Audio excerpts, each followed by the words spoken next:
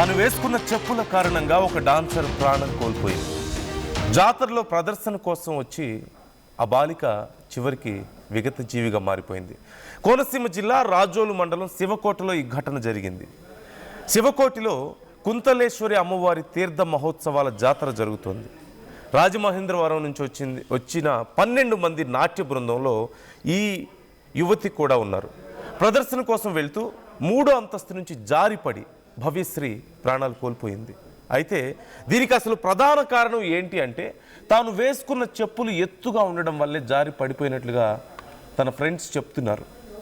బిల్డింగ్లోని మెట్లకు side ఉండేటువంటి ఆ రక్షణ గోడలు, ఆ రైలింగ్ లాంటిది లేకపోవడం, సపోర్ట్ లేకపోవడంతో ఈ చెప్పులు ఎత్తుగా ఉండడం, ఒక్కసారిగా జారడం, డైరెక్ట్గా క్రింద పడిపోవడంతో ప్రాణాలు కోల్పోయినట్లుగా తెలుస్తోంది. హీల్స్ వేసుకొని ఉండడం తన ప్రాణాల మీదకు తెచ్చింది అంటూ ఆ ఫ్రెండ్స్ చెప్తూ బాధపడుతున్నటువంటి పరిస్థితి కనిపిస్తుంది.